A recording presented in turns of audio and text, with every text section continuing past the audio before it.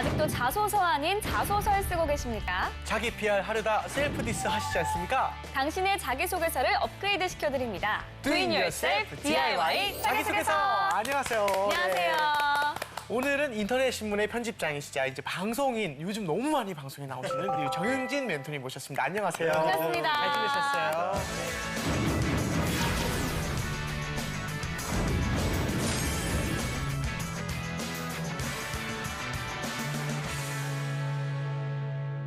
오늘도 꼭 짚고 넘어가야 할 내용이 있죠? 네, 취업 준비자 꼭 짚어가야 될 내용입니다. 네, 이름하여 자소서 핫트렌드. 네, 오늘의 첫 번째 소식입니다. 먼저 화면으로 한번 만나볼까요?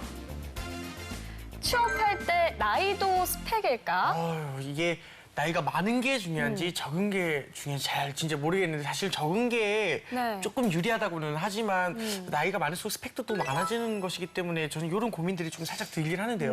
궁금합니다. 알겠습니다. 네네. 제가 관련 기사를 한번 읽어보도록 네. 하겠습니다.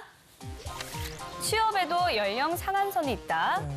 인사 담당자 10명 중 7명은 신입사원을 뽑을 때 적정한 연령 상한선이 있다고 생각하는 것으로 나타났습니다.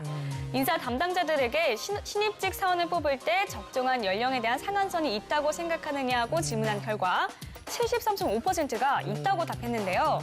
신입사원의 나이를 보는 이유에 대해 인사 담당자들은 너무 나이가 많으면 일 시키기가 불편하다고 입을 모았다고 합니다. 이어 조직 위계질서 유지가 2위를 차지한 가운데 조직 적응을 어려워할 것 같아서가 3위로 뒤따랐습니다. 취업이 늦어진 이유가 있을 것 같아서를 뽑는 이유도 적지 않았다고 합니다. 나이가 역시 중요한 요소긴 하군요. 그 취준생들 평균 나이가 높아졌다는 건 사실인 것 같습니다. 아마도 이 집안 형편 때문에 대학을 좀 유예한다거나 아니면은 뭐 취업 준비를 인해서 그 대학을 유예하는 친구들도 실제로 있고 아니면 또 대학원 또는 해외 유학 여러 가지 이유들 때문에 이제 그 평균 연령이 좀 많이 높아졌죠. 네. 이런 분들은 솔직히 취직하시기 그러니까 열심히 준비를 했지만 네. 조금은 아무래도 불이익을 당할 수도 있을 거라 생각했는데 어떠죠? 글쎄 일단 네. 인사 담당자들이 네네.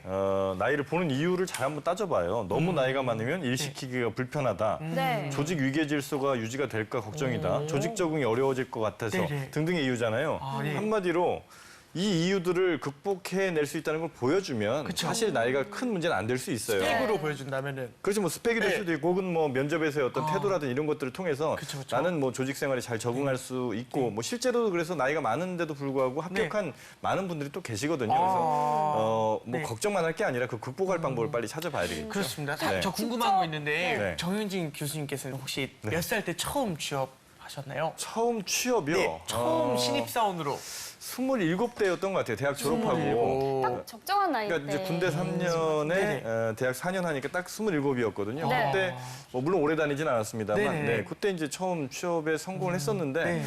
뭐 저희 때는 아마 지금보다 훨씬 더 쉬웠을 거예요 아마. 예, 지금 워낙 이제 젊은 분들의 그 청년 실업이라든 이런 것들이 어렵기 때문에 네. 저희랑 단순 비교하기는 좀 어렵겠습니다만 맞습니다. 여튼 나이가 꼭 그렇게 걱정할 부분만 아니다라는 말씀은 드리고 싶습니다. 네네.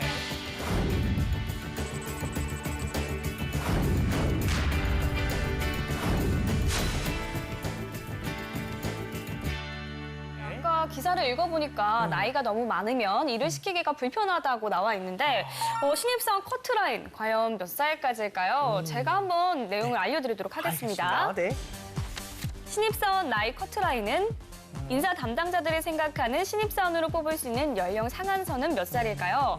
잡코리아에 따르면 신입사원으로 입사 가능한 연령 상한선은 남성 평균 31.9세, 여성 평균 30세로 조사돼 남성의 상한선이 평균 약 2세가량 높게 생각되는 것으로 나타났습니다. 한편 실제로 올해 기업에서 채용한 신입사원의 평균 연령은 28.3세를 기록했는데요.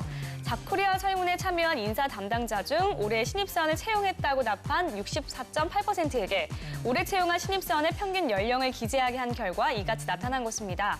성별로는 올해 채용한 남자 신입사원의 평균 연령은 29.5세, 여성은 27.1세였습니다. 그렇죠. 남자가 31세, 여자가 30세. 그러니까는 뭐 이래저래 조금 높은 거긴 한데 네. 사실상 제일 중요한 건 사실상 네. 취업 연령을 봤을 때 막 평균 28세라면은 조금 씁쓸한 결과가 아닐까 싶습니다. 네. 그렇죠?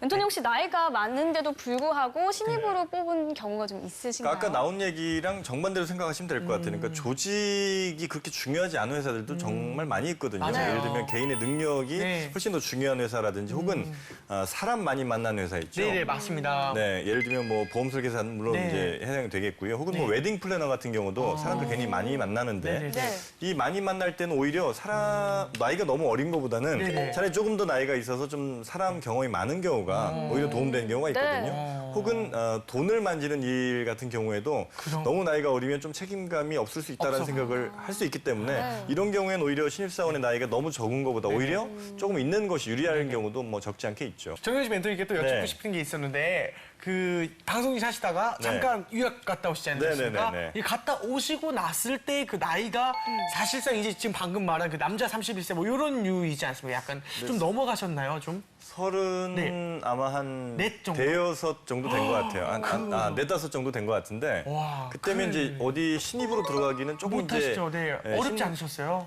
힘들 수 그러시죠. 있죠. 예. 그래서 네네. 이제 저는 뭐 신입으로 물론 이제 들어가지는 않았습니다만 그 유학 가기 전에 인간관계를 나쁘지 않게 이제 해놨던 아, 모양이에요. 예, 그렇죠, 그래서 그렇죠. 다시 돌아왔을 때도 이제 뭐 그분들이랑 다시 연락을 하면서 다시 일을 구하는데 크게 어렵진 않았었거든요. 사람이 재산이군요. 그러면 혹시 네. 나이가 많은 취준생들을 위해서 해주실 조언이 있을까요? 그러니까 나이라는 건요 우리가 바꿀 수 있는 변수가 아니에요. 예, 상수예요. 그러니까 이거는 아무리 우리가 고민하고 걱정한다고 해도 나이가 32에서 갑자기 29으로 바뀔 수는 없단 말이죠. 네. 그러니까 이거는 전혀 고려 대상이 될 수도 없고 돼서도 네. 안 되고 네.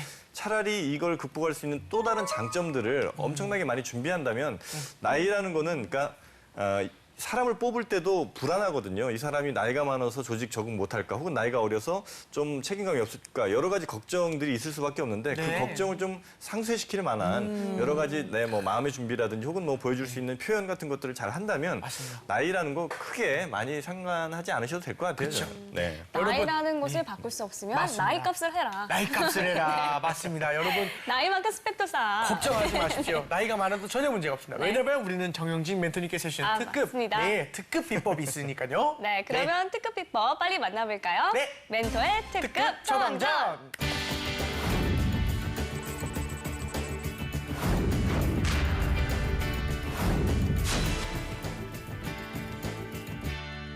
네, 오늘은 어떤 또 주옥 같은 비법들이 나올까요? 알려주세요, 선생님. 제가 지난번에 나왔을 네. 때 아마 첫 번에 나왔을 때 말씀드렸던 것 같은데 그 소설 속에서 나왔던 첫 문장 굉장히 네. 중요하다. 맞습니다. 네, 그렇게 첫 문장 자기소개서도 그 첫 문장에서 굉장히 많은 것이 좌우될 수 있다.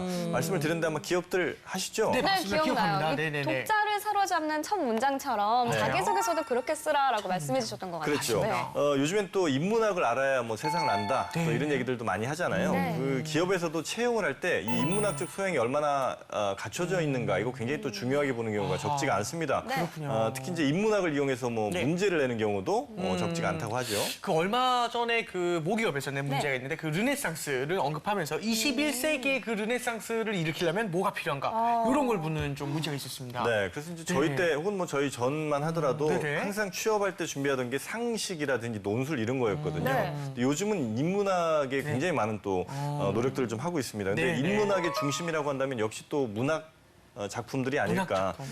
그래서 이제 그중에 소설 오늘도 몇 가지를 좀 준비를 했는데 네네. 네. 함께 좀 화면 보시면서 말씀 좀 나누도록 하죠. 네네. 세계 문학 사상 가장 돋보인 첫 문장. 네, 무엇이 있을까요? 네, 항상 제가 뭐 가장 강조하는 것 중에 하나가 바로 이 소설 속의 첫 문장처럼 자기소개서의 그 첫 줄이 네. 인사 담당자의 마음을 네, 잘 사로잡는. 그렇죠. 사로잡을 수 있다면 네네. 그게 바로 취업하는데 이제 굉장한 지름길이 될 수 있다는 건데 네. 조금 전에 언급했던 뭐 나이가 조금 있는 취준생이라 하더라도 자소서를 잘 또 매력 있게 쓴다면 아마 이 부분도 충분히 극복이 가능할 거라고 봐요. 네. 그러니까 회사에서도 나이도 물론 뭐 고려 대상이 되겠습니다만 그보다는 정말 우리 회사를 잘 살릴 수 있는지 우리 회사와 잘 어울리는지가 가장 중요한 첫 번째지 네. 나이가 그 첫 번째는 분명히 아니거든요. 자, 그래서 네. 첫 번째 네. 오늘 저 준비한 걸 좀 소개를 해드리겠습니다. 어서 보고 싶습니다. 네, 지금부터 이제 소개해드리는 것이 네네. 지난 2013년에 영국 일간지 텔레그래프에서 네. 선정한 작품 30개가 있거든요. 예, 여기서 이제 제가 몇 개만 오늘 좀 뽑아왔습니다. 네네. 함께 좀 보시죠.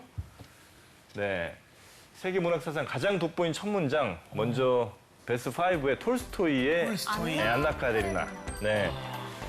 행복한 가정은 모두 모습이 비슷하고 불행한 가정은 모두 제각각의 불행을 안고 있다. 딱 들으면 예. 느낌이 오죠. 맞습니다. 네. 기가 막히네요, 진짜.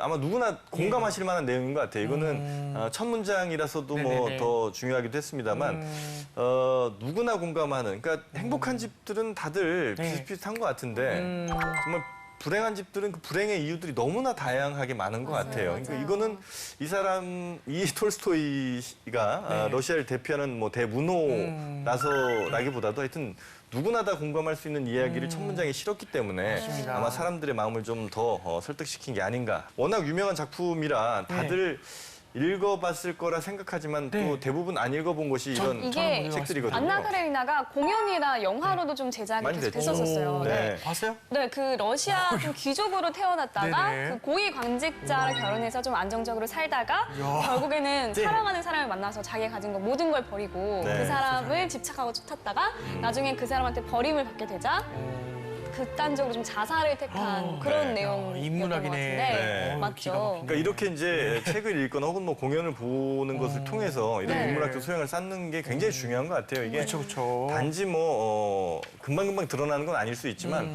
시간이 지나면 지날수록 이런 작품들 뭐 고전이라고 하는 이런 일컬어진 작품들은 계속해서 어떤 그 사람의 내면을 좀 충실하게 만들어주거든요. 그래서 가능하면 좀 많이 읽으시면 좋은데 못 읽더라도 이렇게 앞부분이라도 좀 읽어보시면 나중에 어떤 글을 쓰는데 아이디어를 제공을 많이 좀 할 수 있을 네. 것 같고 맞습니다. 특히 그 인간에 대한 고뇌 같은 것들 이렇게 잘 표현된 것을 참고해서 뭐 네. 다른 어떤 자기소개서를 쓸 때도 좀 도움을 받으셨으면 좋겠다 이런 생각이 좀 들고요. 자, 그 두 번째 작품도 한번 바로 만나볼까요? 네네. 그러면? 네. 베스트포. 제임스 매튜 베리의 피터팬. 피터팬은 네. 피터팬은 많이들 봤죠. 읽어봤죠. 네. 네. 영화도 봤고요. 네. 네. 모든 아이들은 잘한다. 한 명만 빼고. 네. 피터팬이 네. 영원히 늙지 않는 그렇죠, 그렇죠. 그 바로 배경을 한 건데 맞습니다. 사실은 이제 이 책의 전체 내용을 네. 맨 앞 문장에 함축을 해놓은 거죠.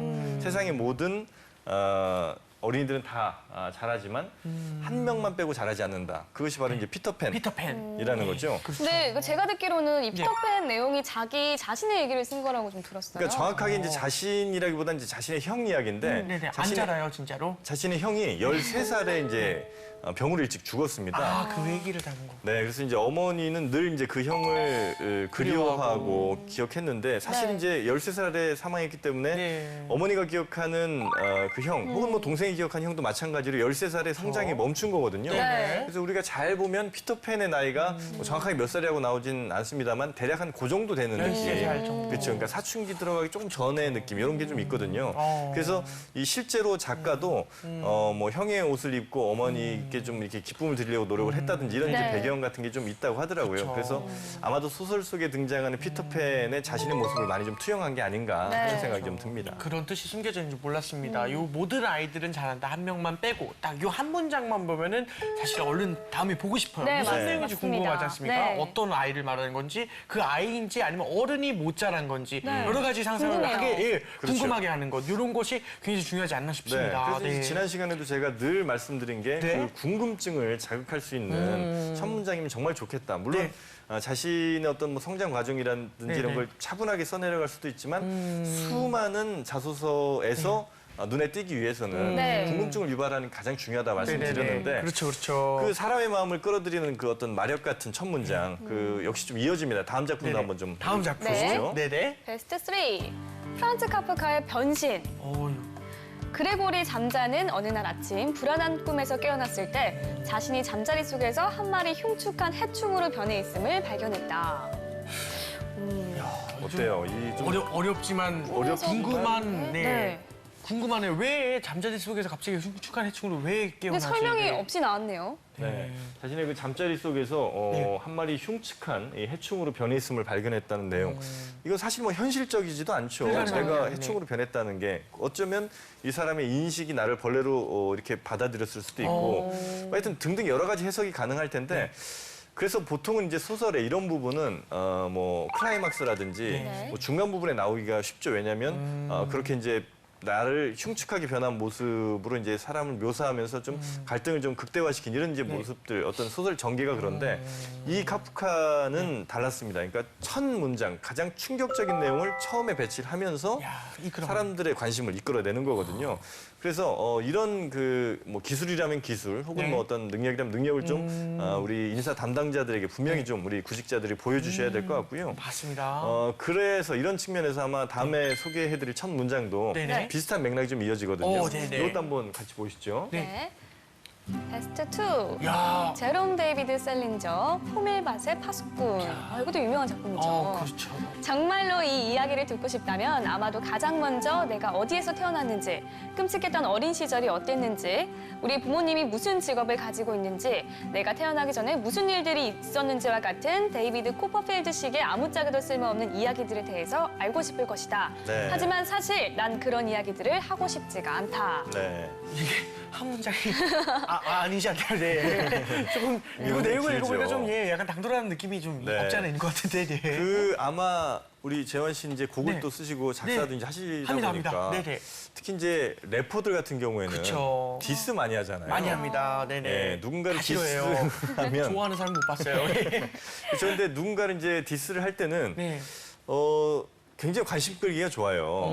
예를 들어서 지금 유명한 예를 들어 네, 유재환 맞습니다. 씨가 유재석 씨를 디스한다고 쳐봐요. 예. 그러면 욕은 그러면- 많이 먹겠지만 욕만 먹고 끝날 것 같아요, 진짜. 예. 어쨌든 관심을 엄청나게 받겠죠. 물론 이제 예. 그게 다 악플에 시달릴 겁니다. 가능성이 네네. 높겠습니다만 혹은 뭐 우리 황보미 씨 같은 경우도 네. 뭐 국내 최고의 어떤 여자 아나운서를 디스를 했다. 그러면 역시 마찬가지로 네네. 굉장히 악플에 시달리지만 그렇죠. 관심은 받을 거란 말이에요. 맞습니다. 네. 맞아요. 이 호밀밭의 파수꾼의 첫 문장도 보면 네. 이게 찰스 디킨스의 그 데이비드 코퍼필드를 비꼬은 거거든요. 그렇게 비꼬면서 네. 어쨌든 사람들의 관심은 확 받을 수가 있어요. 네, 그것이 네, 이제 네. 긍정적이든 부정적이든 이제 그 다음의 문제고 실제로 그래서 이 책이 금서에까지 올라갑니다. 그러니까 판매할 수 없도록 해놨어요. 왜냐하면 이런 그 당돌한 문장 때문인데 네. 어쩌면 근데 이 소설이 그래서 더 사람들한테 나중에 후대에는 더 많은 평가를 또 받을 수도 있었던 부분이 아닌가 하는 생각도 좀 들죠. 이 소설이 미국에서 많은 사랑을 받은 이유가 이 거칠에만 중요시하는 현실, 뭐 이런 어린들의 사회를 좀 비판했기 때문이 아닐까 네. 생각이 좀 드는데요. 비판이죠. 그러니까 사실 이제 이 소설을 썼던 이 네. 작가조차도요, 굉장히 이 부조리한 현실을 많이 좀 비판을 하고 싶었던 것 같아요. 그래서 그 내용들을 이제 책에 많이 썼는데 특히 이 작품의 주인공을 보면 명문 고등학교 고집하는 부모님 때문에 4번이나 퇴학을 당하고 학교를 계속 옮기는 이런 일들이 좀 벌어지거든요.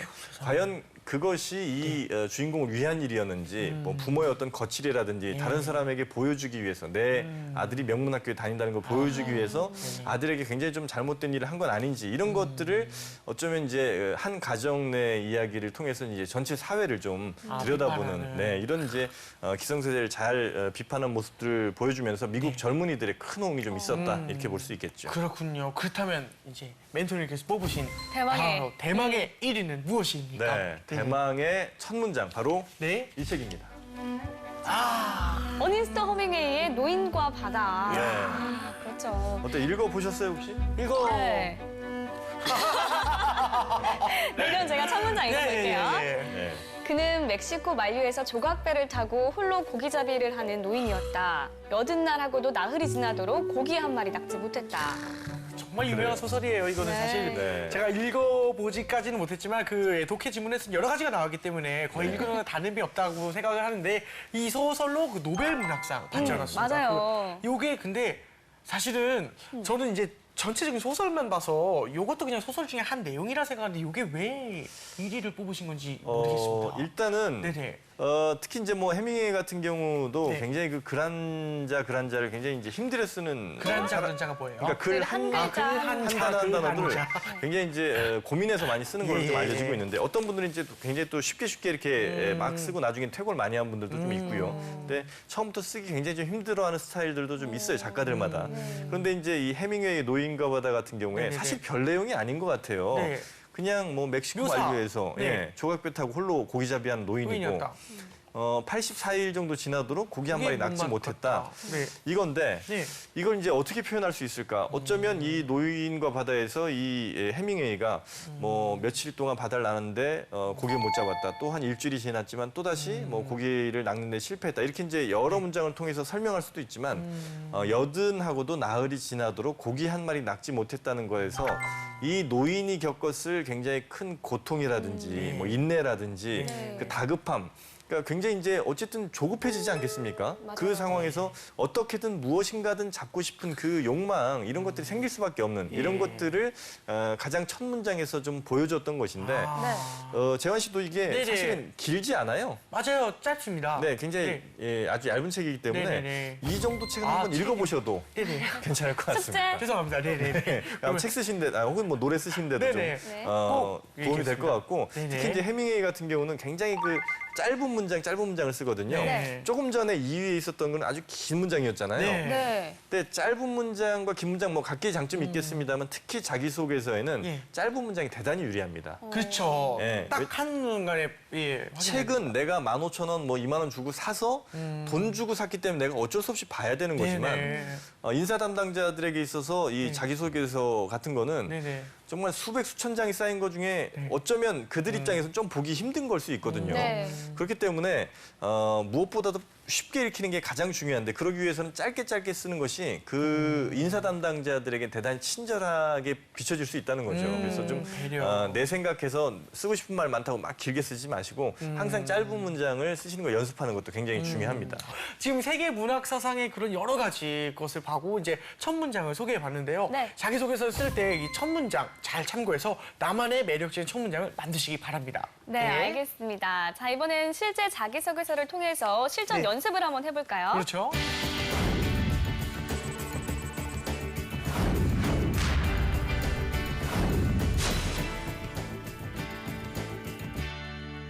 자, 이 자기소개서는 현대자동차 영업직에 지원하는 지원자가 쓴 내용입니다. 그렇죠. 네, 앞부분을 재현 씨가 한번 읽어주세요. 제가 한번 읽겠습니다. 문제랑 같이 읽겠습니다. 네. 본인의 삶 중에 기억에 남는 최고의 순간 및 그 의미를 설명하고 향후 본인이 원하는 삶은 무엇인지 기술해 주십시오. 천장. 진정한 나를 발견한 15개국 세계 여행. 재수를 거쳐 대학에 입학했지만 진로에 대한 고민으로 방황을 한 적이 있습니다.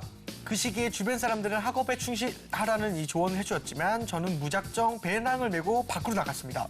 목표 의식 없이 공부를 하기보다는 더 넓은 세상을 경험하면서 자신을 돌아보고 진정한 꿈을 찾고 싶었기 때문입니다.